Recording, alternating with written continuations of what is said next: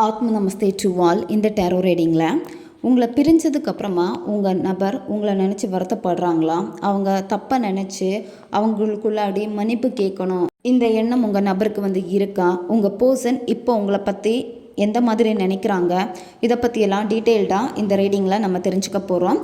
இந்த card energy கூட connect ஆகிறதுக்காக நீங்கள் யாருக்காக இந்த ரீடிங்கை பார்க்குறீங்களோ அந்த பர்சனை மனசில் நினச்சிட்டு கமெண்டில் மேஜிக் டைப் பண்ணுங்கள். இந்த கார்டு எனர்ஜி கூட கனெக்ட் ஆகிருவீங்க. நம்ம சேனலுக்கு நீங்கள் இதான் ஃபஸ்ட் டைம் வரீங்கன்னா மறக்காமல் சப்ஸ்கிரைப் பண்ணிக்கோங்க. பக்கத்தில் இருக்கக்கூடிய பெல் பட்டனையும் கிளிக் பண்ணிக்கோங்க. அப்போ தான் நான் போடக்கூடிய வீடியோஸ் எல்லாமே உடனுக்குடன் உங்களுக்கு நோட்டிஃபிகேஷனில் வந்துக்கிட்டே இருக்கும். உங்களுக்கு எங்கிட்ட பர்சனலாக கிளாஸஸ் எடுத்துக்கணும் அல்லது உங்களுக்கு பர்சனல் டேரோ ரீடிங் தேவைப்பட்டுச்சுன்னா இன்ஸ்டா அல்லது மெயிலில் காண்டாக்ட் பண்ணுங்கள். டீட்டெயில்ஸ் எல்லாமே உங்களுக்கு வீடியோ ஸ்க்ரீனில் வந்திருக்கும், செக் பண்ணிக்கோங்க. இப்போது இந்த ரீடிங்கில் நம்ம போகலாம். உங்கள் பர்சன் மற்றவங்களுக்காக தான் உங்களை வேணான்னு சொல்லியிருக்காங்க. உங்கள் பர்சனுடைய லைஃப்பில் 2 பர்சன் ரொம்ப முக்கியமாக அவங்களுக்கு இருந்திருக்காங்க உங்களை தாண்டி. சரியா, அது 3ஆம் நபராக இருப்பாங்க அல்லது அவங்க பேரண்ட்ஸாக இருப்பாங்க, ஃப்ரெண்ட்ஸாக இருப்பாங்க. உங்கள் சிச்சுவேஷனுக்கு ஏற்ற மாதிரி நீங்கள் எடுத்துக்கோங்க. அவங்க 2 பேருக்கும் தான் உங்கள் நபர் ரொம்ப உண்மையாக இருந்திருக்காங்க. அது மட்டும் இல்லாமல் அவங்களுக்கு ரொம்ப பயப்பட்டிருக்காங்க. அதனால தான் பார்த்தீங்கன்னா இந்த ரிலேஷன்ஷிப் ரொம்ப நல்லா போயிட்டு சடனாக ஒரு சரிவை சந்திச்சிருக்கான். இந்த நபர் உங்களை விட்டு விலகினதுக்கு அப்புறமா உங்களை நினச்சி வருத்தப்படுறாங்களா இல்லையா அப்படின்னு பார்க்குறப்ப ரொம்ப வருத்தப்பட்டிருக்காங்க. சரியா, அதாவது இப்போ அவங்க லைஃப்பில் நீங்கள் இல்லாமல் இருந்தாலுமே அவங்க உங்களை நினைக்கிறப்போ ரொம்ப வருத்தப்படுறாங்க. அது மட்டும் இல்லாமல் இந்த பர்சன் முன்னாடி எல்லாம் உங்களை ரொம்ப நெகட்டிவாக பார்த்தாங்க. அதாவது எல்லார்கிட்டையும் உங்களை விட்டு கொடுத்துருப்பாங்க. ஆனால் இப்போ எப்படின்னா உங்களை பற்றி நினைக்கிறப்ப எல்லாமே ரொம்ப பாசிட்டிவாக தான் நினைக்கிறாங்க. சரியா, அவங்க உங்களை பார்க்கக்கூடிய கண்ணோட்டமே ரொம்ப மாறி இருக்கு. உங்களை இழந்ததுக்கு அப்புறம் தான் அவங்க வாழ்க்கையிலேயே மிகப்பெரிய அடியையும் அவங்க சந்திச்சிருக்காங்க. சரியா, அதாவது உங்கள் பர்சனும் பார்த்தீங்கன்னா ஏதோ ஒரு விஷயத்தில் ரொம்ப சேடாக இருக்காங்க. அதே மாதிரி இப்போ அவங்களுக்கு அவங்களே மன்னிப்பு கேட்டுக்கிட்டே இருக்காங்க. சரியா, அவங்க பண்ணது தப்பு, உங்களை ரிஜெக்ட் பண்ணது தப்பு, உங்களை காயப்படுத்தினது தப்பு அப்படின்னு சொல்லிட்டு அவங்களுக்குள்ளாடி அவங்க மன்னிப்பு கேட்டுக்கிட்டே இருக்காங்க. இப்போ உங்கள் பர்சன் ரொம்ப ஒரு குற்ற உணர்வில் இருக்காங்க. சரியா, உங்களை ஏமாத்திட்டோங்கிற ஒரு குற்ற உணர்வு அவங்களுக்கு ரொம்பவே அதிகமாக இருக்குது. இப்போ உங்களுக்கு எப்படி இருக்குன்னா அந்த நபர் பண்ண தப்பை புரிஞ்சுக்கிட்டா போதும். அவங்க வந்தாலும் சரி வரலைனாலும் சரி இனி எனக்கு கவலை இல்லை, அந்த ஒரு மைண்ட் செட்டுக்கே நீங்கள் வந்துட்டீங்க. ஏன்னா அவங்க புரிஞ்சிக்காம இருந்து நிறைய பிரச்சனைகள் திரும்ப இந்த ரிலேஷன்ஷிப்பில் இழப்புகள் தான் உங்களுக்கு அதிகமாக இருக்குது. அதாவது நீங்கள் நம்பிக்கை வைப்பீங்க, ஆனால் அடுத்த செகண்ட் அந்த நம்பிக்கை போயிருக்கு, உங்கள் நம்பிக்கையை உடைக்கிற மாதிரி பண்ணியிருப்பாங்க. இந்த மாதிரியெல்லாம் இருந்திருக்கு. அதனால இந்த பர்சன் மேலே நம்பிக்கை வைக்கிறதே உங்களுக்கு இப்போ ஒரு அறகுற மனசாக இருக்கு.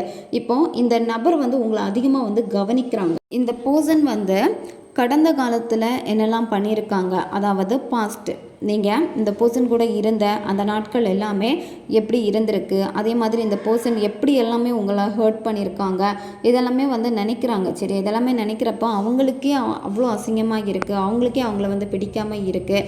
எப்போவுமே உங்கள் மேலே தான் பழியை தூக்கி போட்டுக்கிட்டே இருந்திருப்பாங்க, மற்றவங்களுக்காக உங்களை விட்டு கொடுத்துட்டே இருந்திருப்பாங்க.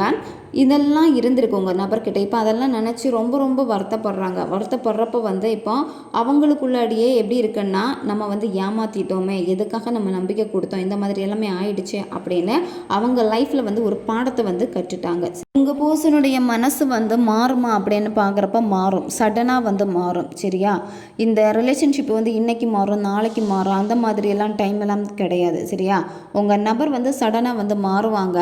உங்ககிட்ட பேசணும் அப்படின்னு அவங்களுக்கு தோணிடுச்சுன்னா உடனே கால் பண்ணிடுவாங்க. அதே மாதிரி உங்களை பார்க்கணுன்னு தோணிடுச்சுன்னா உடனே நிற்பாங்க. இந்த மாதிரி தான் அவங்களுடைய உணர்வு நிலைகள் இருக்கும். சரியா, சடனாக தோணும் அவங்களுக்கு, அவங்களே அவங்கள கண்ட்ரோல் பண்ண முடியாது.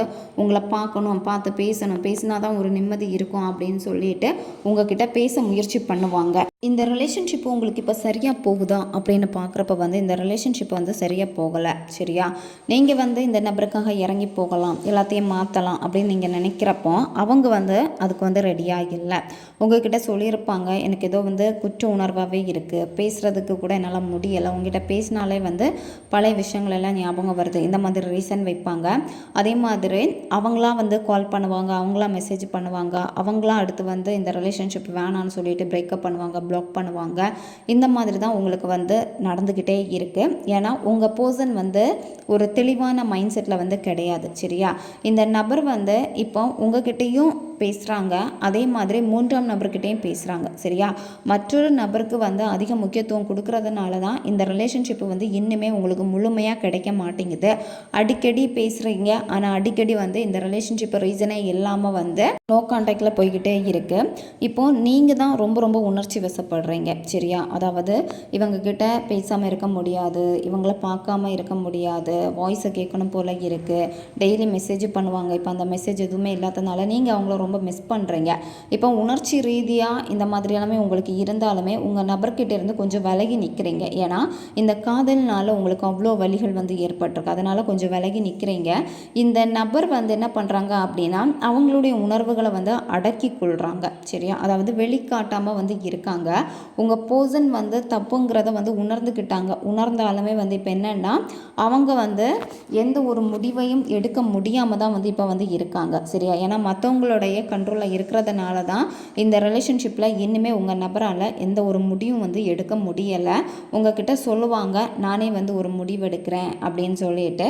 ஆனால் இந்த பர்சன் வந்து இன்னுமே ஒரு நிரந்தர முடிவை வந்து எடுக்கலை. இந்த பர்சன் வந்து உங்ககிட்ட வருவாங்க, பேசுவாங்க. இருந்தாலுமே என்ன அப்படின்னா இந்த நபர் வந்து மற்றவங்களுக்காக தான் ரொம்ப ரொம்ப பயப்படுறாங்க. சரியா? இப்போ உங்கள் 2 பேருக்கு இடையிலேயும் பிரச்சனைகளே வந்து இருக்காது. ஆனால் பிரச்சனையாக இருக்கிறது யாருன்னு பார்க்குறப்ப மற்ற நபர்கள் தான். மற்ற நபர்கள் என்ன பண்ணுறாங்க அப்படின்னா எமோஷ்னலாக உங்கள் நபரை வந்து பிளாக்மெயில் பண்ணிக்கிட்டே இருக்காங்க. சரியா? அதனால தான் உங்கள் நபர் பயப்படுறது. எப்போவுமே இந்த ரிலேஷன்ஷிப்பில் வந்து உங்கள் நபரை நீங்கள் கவனிச்சிங்கன்னா தெரியும், உங்கள் பர்சனுக்கு விருப்பம் இருக்கும்.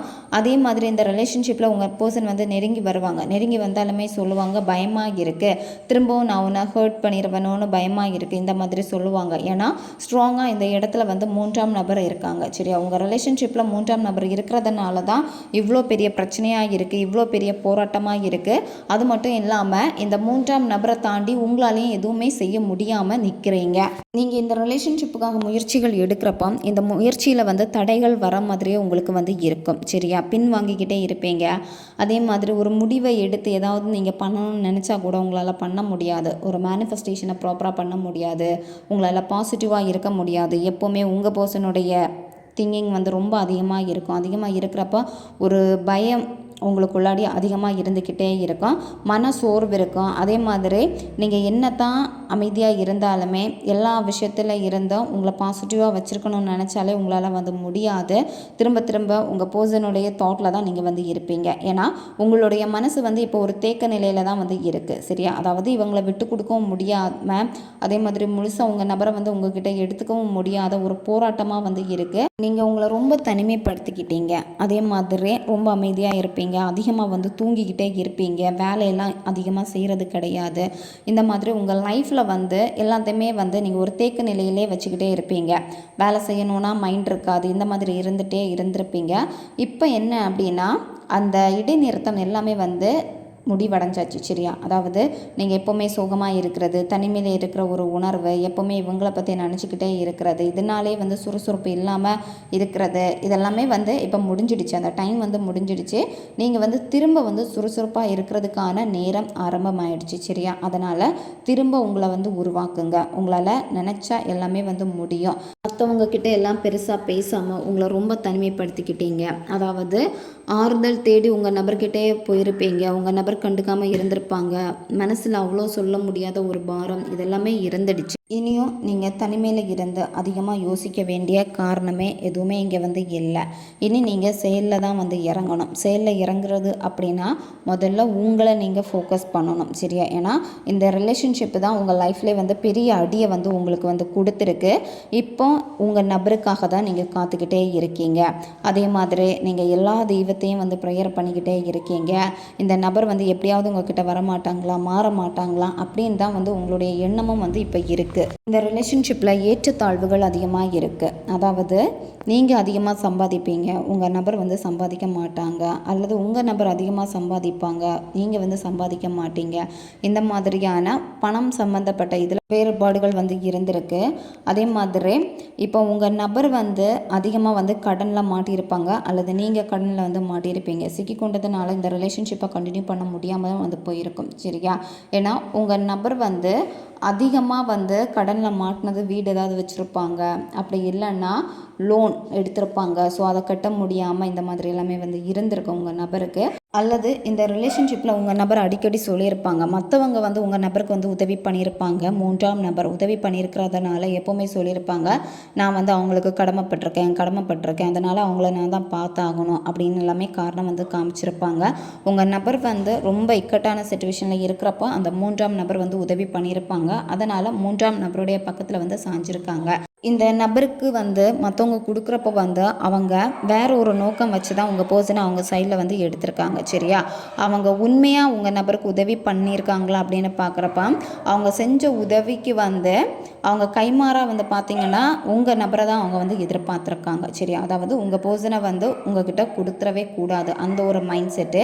அதே மாதிரி அந்த தேர்ட் பர்சனுக்கு வந்து உங்கள் பர்சனுடைய நேரம் வேணும், அதே மாதிரி உங்கள் நபருடைய பணம் வேணும், அதே மாதிரி உங்கள் பர்சன் வந்து உங்ககிட்ட பேசக்கூடாது. நீங்கள் உங்கள் நபருக்காக அளவுக்கு அதிகமாக வந்து கொடுத்துருக்கீங்க. சரியா? அதாவது இந்த பர்சனுடைய காதல் வேணுங்கிறதுக்காக.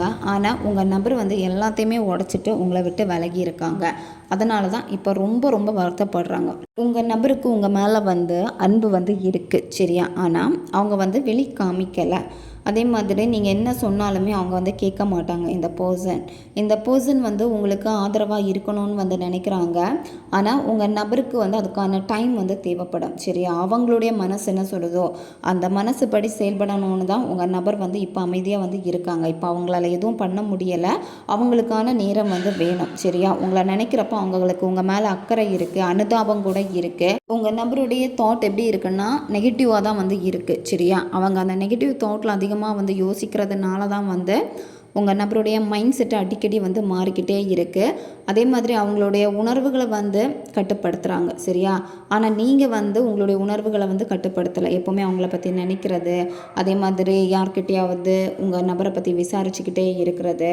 உங்கள் பர்சனே வேண்டாம், உங்கள் லைஃப்பை பாருன்னு சொன்னால் கூட நீங்கள் வந்து மற்றவங்க உங்கள் நபர் எப்படி இருக்காங்கன்னு கேட்டு தெரிஞ்சுக்கிறது, இப்போவும் வந்து உங்களை பற்றி நினைக்கிறாங்களா, இந்த மாதிரி கேட்டு தெரிஞ்சுக்கணுன்னு ஒரு ஆவலாக நீங்கள் இருக்கிறது, உங்களை நபரை வந்து எப்போவுமே நீங்கள் செக் பண்ணிக்கிட்டே இருக்கிறது சோஷியல் மீடியாவில், இதெல்லாம் நீங்கள் பண்ணுறீங்க. ஏன்னா உங்களால் வந்து உங்களுடைய ஹேபிட்டை வந்து மாற்ற முடியாமல் வந்து இருக்குது. எப்போவுமே அவங்களுடைய திங்கிங் வந்து உங்களுக்கு இப்போ அதிகமாகிக்கிட்டே இருக்குது. இப்போ உங்களுக்கு கவனக்குறைவு அதிகமாக இருக்குது. என்ன காரியம் பண்ணாலுமே, அதாவது ஏதாவது ஒரு சேல் பண்ணாலுமே வந்து அதை அப்புறம் பண்ணிக்கலாம் அப்படின்னு தள்ளி போட்டுக்கிட்டே வந்து இருக்கீங்க. நிறைவேறாத ஒரு எனர்ஜியை தான் இங்கே வந்து பார்க்க முடியுது.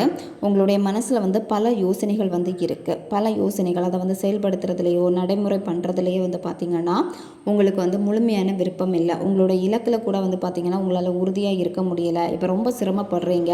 உங்களுடைய கவன சிதறல் வந்து இப்போ அதிகமாக இருக்குது. சரியா? அதாவது இந்த ஒரு நபர் தான், நீங்கள் யாரை மனசில் நினச்சிட்டு இருக்கீங்களோ அந்த ஒரு பர்சனால் தான் உங்களுடைய கவனம் அதிகமாக வந்து சிதறது. நிறைய திட்டங்கள் வச்சுருப்பீங்க, அதே மாதிரி வேலையை வந்து தொடங்கியிருப்பீங்க, அல்லது ஒரு பிஸ்னஸ் தொடங்கியிருப்பீங்க, அதை வந்து சரியாக முடிச்சு கொடுக்க முடியாமல் இப்போ ஒரு போராட்டத்தில் இருக்கீங்க. ஏன் அப்படின்னா உங்களால் திட்டமிட்டிருக்கீங்க, பட் இறங்கிட்டீங்க, ஆனால் அதில் வந்து தேங்கி நிற்கிறீங்க. இதுக்கு காரணம் வந்து பார்த்திங்கன்னா உங்களுடைய இந்த ஒரு ரிலேஷன்ஷிப்பு தான். இப்போ உங்களுடைய வேலையில் கூட உங்களுக்கு சரியான கவனம் சுத்தமாக வந்து கிடையாது. சரியா? அதே மாதிரி தொழில் கூட உங்களுக்கு ரொம்ப அடி வாங்கி இருக்கும்.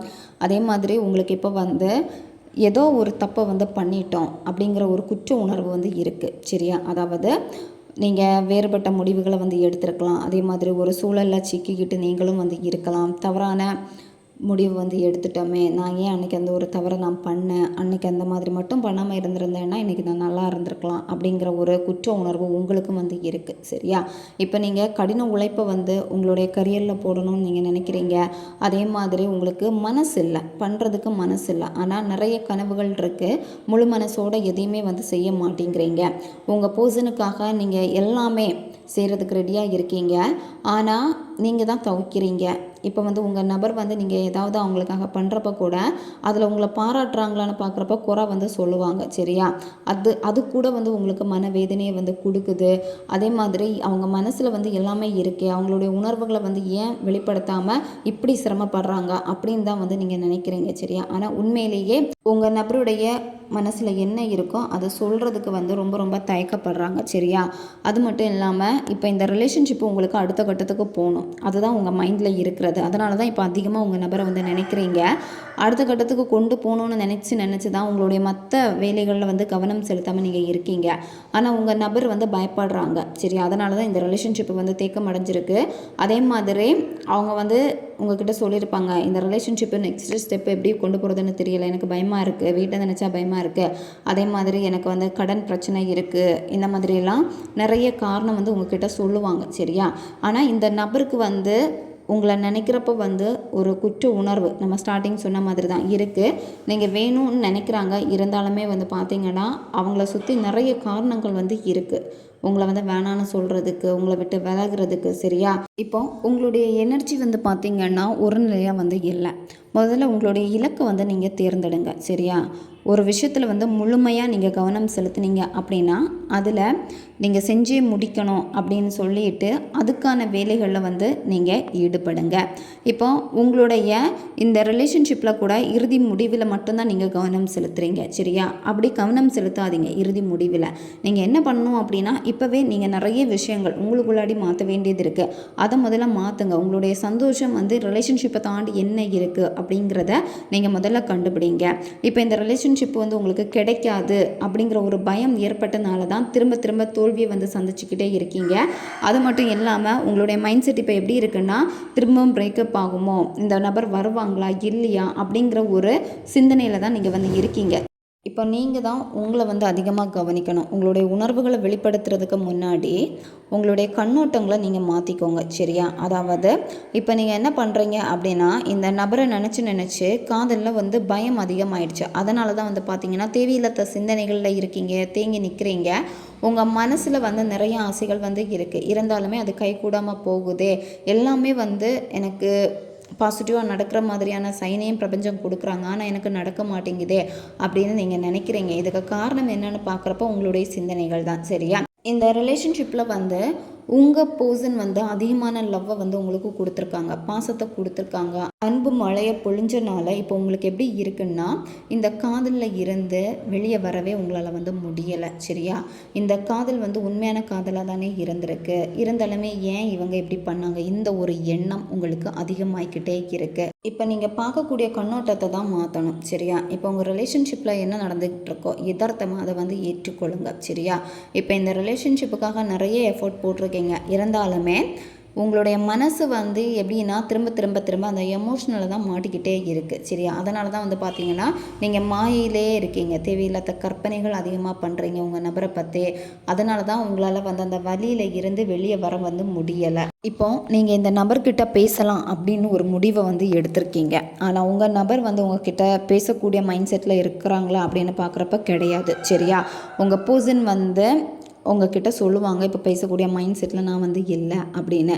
உங்களுடைய இந்த ரிலேஷன்ஷிப்பை வந்து சரி பண்ணுறதுக்கு நீங்கள் தான் அதிக போராட்டம் பண்ணுறீங்க. அதாவது ரொம்ப தப்பு ஆயிடுச்சு இந்த ரிலேஷன்ஷிப்பில், உங்கள் மேலே தப்பு இருக்கலாம், அது உங்கள் பர்சன் மேலே தப்பு இருக்கலாம், ஆனால் நீங்கள் தான் சரி பண்ணணும்னு நினைக்கிறீங்க. அதே மாதிரி நிறைய வாய் வார்த்தைகள்னால வந்து நீங்களும் அதிகமாக உங்கள் பர்சனை ஹர்ட் பண்ணியிருக்கீங்க, அவங்களும் அதிகமாக உங்களை வந்து ஹர்ட் பண்ணியிருக்காங்க. இப்போ நீங்கள் பேசணும்னு நினச்சா கூட உங்கள் நபர் ஏன் விலகி நிற்கிறாங்க அப்படின்னா, ஹர்ட் பண்ணுறதுக்கு உங்கள் நபருக்கு வந்து மனசு இல்லை. சரியா? உங்கள் நபர் அதனால தான் அமைதியாக இருக்காங்க, அமைதியாக விலகி நிற்கிறாங்க.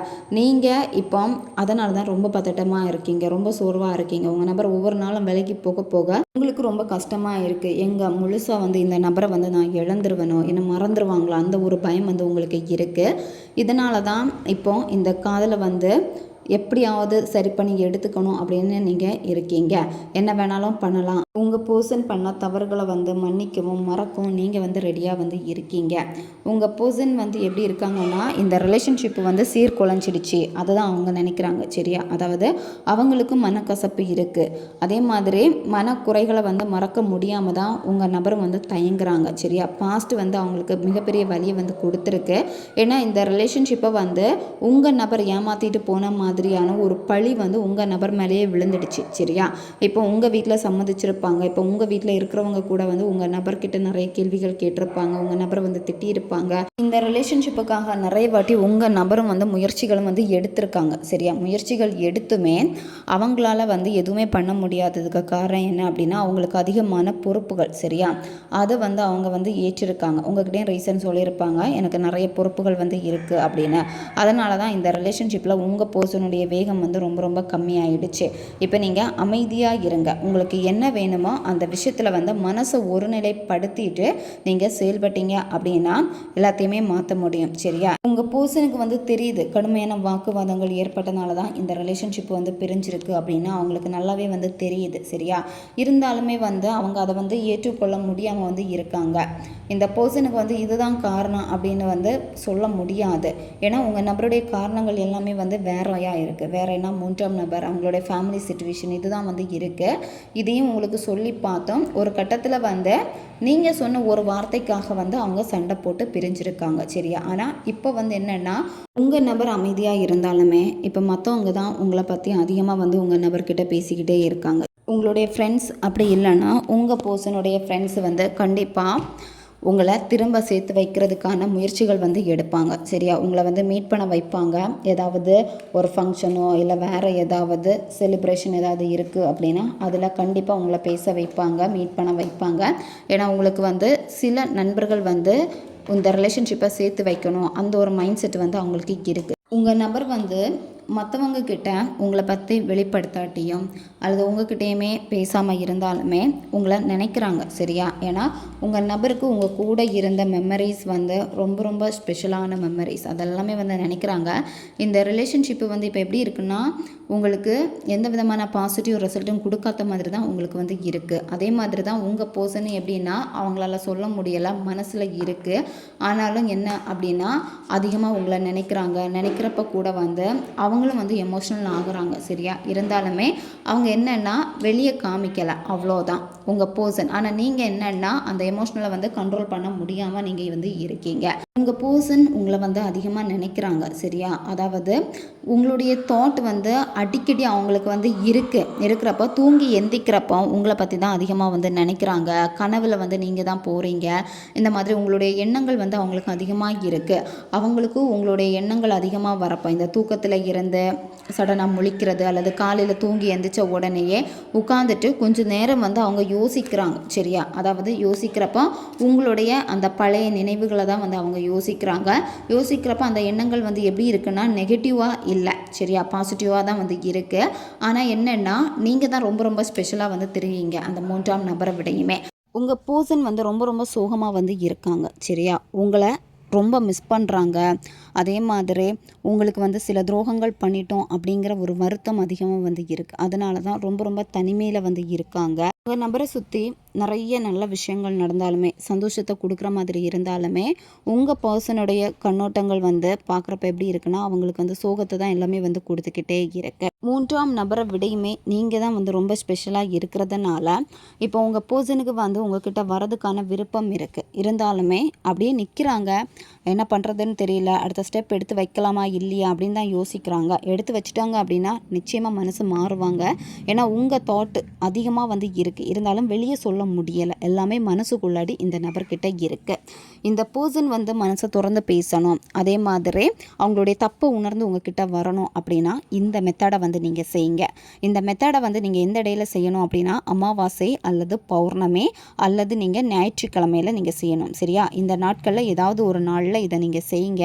இந்த மெத்தடில் வந்து உங்களுக்கு தேவைப்படுறது ரிப்பன் தேவைப்படும். சரியா, ரிப்பன் வந்து உங்களுடைய முழங்கை அளவுக்கு வந்து நீங்கள் எடுத்துக்கோங்க. சரியா, ரெட் கலர் ரிப்பன் வந்து எடுத்துக்கோங்க.